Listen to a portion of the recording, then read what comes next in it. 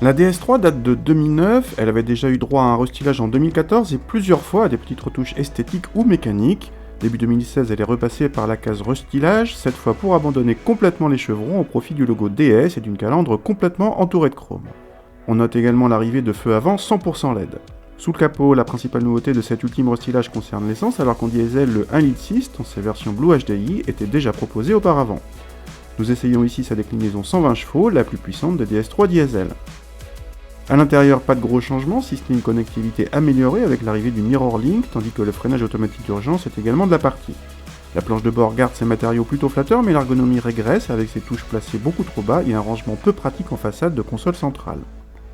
A l'arrière, rien de nouveau, l'accessibilité nécessite toujours quelques contorsions et l'habitabilité est un peu juste, y compris pour la catégorie.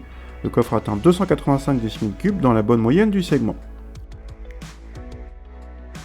Contacter le 1.6 diesel ne se fait pas trop remarquer à l'oreille, il reprend volontiers aux environs de 1500 tours et monte allègrement à 3500 tours mais s'essouffle ensuite.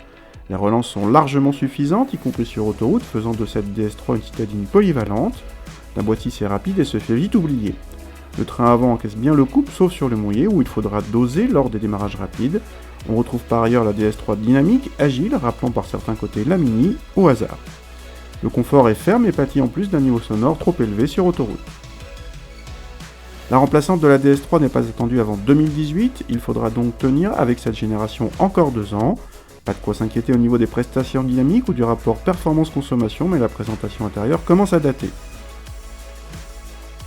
Côté tarif, notre modèle d'essai dépasse les 25 000 €, c'est évidemment cher pour une citadine, mais moins qu'une Mini Cooper D à équipement équivalent. Et si vous cherchez une autre citadine chic, on citera l'Audi A1 ou encore l'Opel Adam, injustement méconnue, peut-être parce qu'elle n'est pas disponible en diesel.